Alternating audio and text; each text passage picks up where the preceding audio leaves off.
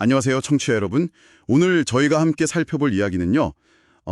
여러분이 보내주신 여러 자료들, 기사나 분석글, 또 인터뷰 같은 것들을 토대로 가수 임영웅 씨의 그 특별한 여정을 한번 따라가 보려고 합니다. 네.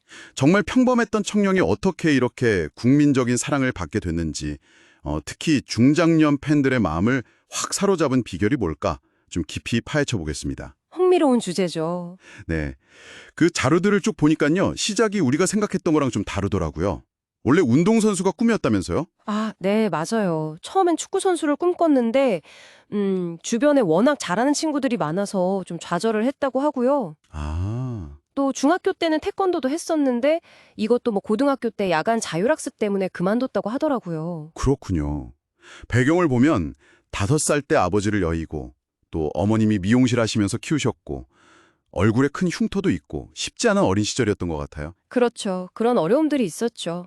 근데 결정적인 전환점은 그 친구 따라 우연히 보컬 학원에 갔는데, 친구는 떨어지고 본인만 덜컥 합격을 한 거예요.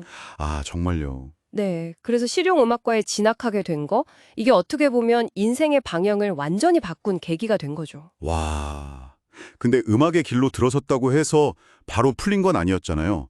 자료 보니까 생활고 때문에 편의점 알바, 뭐 군고구마 장사까지 했다고. 맞습니다.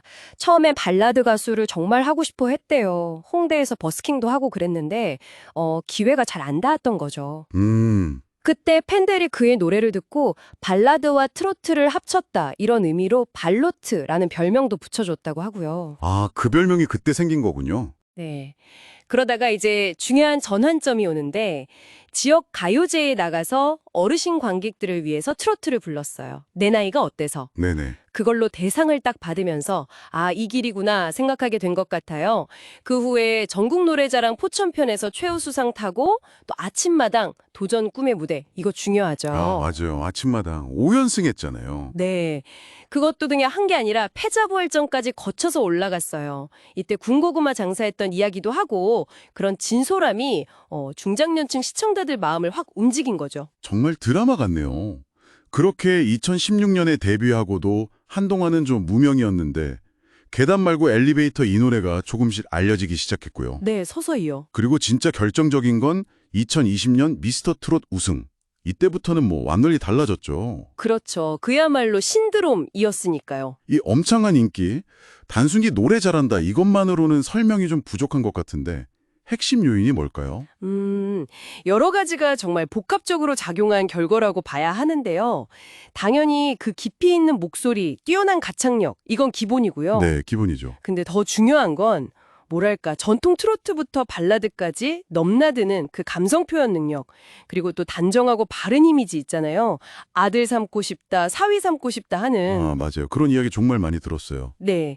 그리고 빼놓을 수 없는 게 그 어려운 시절을 딛고 성공한 스토리텔링. 여기에 팬들하고 정말 진심으로 소통하려는 모습. 뭐 팬카페나 유튜브, 콘서트 이런 걸 통해서요. 소통 정말 열심히 하더라고요. 그렇죠. 그리고 노래 자체도 가족애나 효심 이런 걸 담은 노래들이 많으니까 특히 중장년 여성 팬들한테는 아, 내 힘든 삶을 알아주고 위로해주는 존재구나 이런 강한 인식을 심어준 게 아닌가 싶어요. 그게 핵심입니다. 와, 팬들 사연 보면 정말 그 깊이가 느껴져요. 어떤 분은 교통사고 후유증으로 힘드셨는데 위로받았다고 하고 또 어떤 분은 세상을 떠난 따님이 대신 팬클럽 가입해 준 걸로 슬픔을 이겨내고 계신다고. 네, 그런 사연들이 정말 많아요. 단순한 팬심이라고 하기에는. 그렇죠. 훨씬 깊은 어떤 정서적인 교감이 있는 것 같아요. 맞습니다. 그래서 분석가들은 이걸 단순히 뭐 모성애다 이렇게만 보지는 않고요.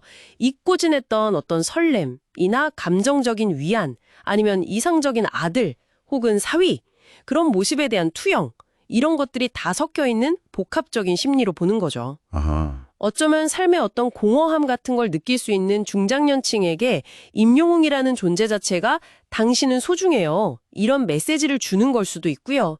그게 큰 위로와 공감이 되는 거죠. 팬들과의 이런 깊은 유대감, 정말 인상적이네요. 그럼 이런 현상을 지금 케이팝 시장이라는 좀 더 큰 틀에서 보면 어떤 의미가 있을까요? 임영웅 현상은요, 현재 한국 대중음악 시장의 중요한 변화를 딱 보여주는 사례라고 생각해요. 변화요? 어떤 변화죠? 그러니까 그의 성공이 물론 본인의 능력도 있지만 주어진 곡을 얼마나 잘 해석하고 감정을 전달하느냐, 여기에 더 큰 무게가 실려 있거든요. 아, 해석력과 전달력. 네, 그리고 그가 쌓아온 이미지, 그 서사, 팬들과의 그 끈끈한 교감, 이런 것들이 성공에 훨씬 더 크게 작용했다는 거죠. 이건 뭘 의미하냐면 이제는 그냥 좋은 노래 하나만으로는 성공하기가 점점 어려워지고 있다는 거예요. 오히려 컨셉, 스토리텔링, 팬덤 관리, 비주얼, 컨텐츠 확장성 같은 거 있잖아요. 이런 소위 브랜딩과 마케팅의 중요성이 정말 커졌다는 걸 보여주는 거죠. 그렇군요. 브랜딩과 마케팅.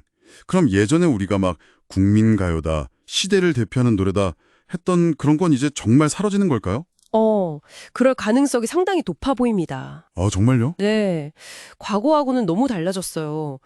개인들 취향이 엄청나게 세분화됐고, 음악을 소비하는 방식 자체도 스트리밍이나 팬덤 활동 중심으로 완전히 바뀌었잖아요. 맞아요. 듣는 방식이 달라졌죠. 그러다 보니까 노래 그 자체의 힘보다는 그 노래를 둘러싼 경험, 예를 들면 팬덤 활동에 참여한다거나 콘서트에 가는 그런 경험 자체가 더 중요해지고 있는 거예요. 아, 경험이 중요하다. 네. 그래서 시대 노래 같은 거대한 담론 대신에 이제는 나의 경험과 나의 감정과 연결된 노래, 이것만 남게 될 가능성이 크다는 거죠. 즉, 노래의 역할이 뭐랄까, 시대를 반영하는 어떤 예술작품이라기보다는 개인적인 경험을 위한 하나의 콘텐츠로 점점 변화하고 있다. 이렇게 볼 수 있을 것 같습니다. 와, 오늘 임영웅 씨 이야기 그리고 관련 자료들을 통해서 정말 많은 걸 생각해 보게 되네요. 포기하지 않았던 그의 여정, 팬들과의 그 진심 어린 소통 방식, 그리고 또 변화하는 음악 시장의 흐름까지 아주 입체적으로 본 것 같습니다. 네. 그의 성공이 단순히 재능이나 노력을 넘어서 시대가 원하는 감성을 정확히 읽고 팬들과 깊이 교감했기 때문에 가능했던 결과가 아닌가 하는 생각이 드네요. 네, 저도 동의합니다. 마지막으로 청취자 여러분께 이런 질문을 한번 던져보고 싶어요. 임영웅 현상이라는 것이 단지 한 가수의 성공 스토리, 이걸 넘어서서 혹시 우리 사회의 특정 세대가 마음속 깊이 느끼고 있는 어떤 정서적인 필요, 나 위로에 대한 갈망, 이걸 비춰주는 거울은 아닐까요? 아, 의미심장한 질문이네요. 그리고 앞으로 이런 강력한 팬덤 문화가 대중음악 산업뿐만 아니라 우리 사회 전반에 또 어떤 영향을 미치게 될지 한번 다 같이 고민해보는 것도 좋지 않을까 생각합니다.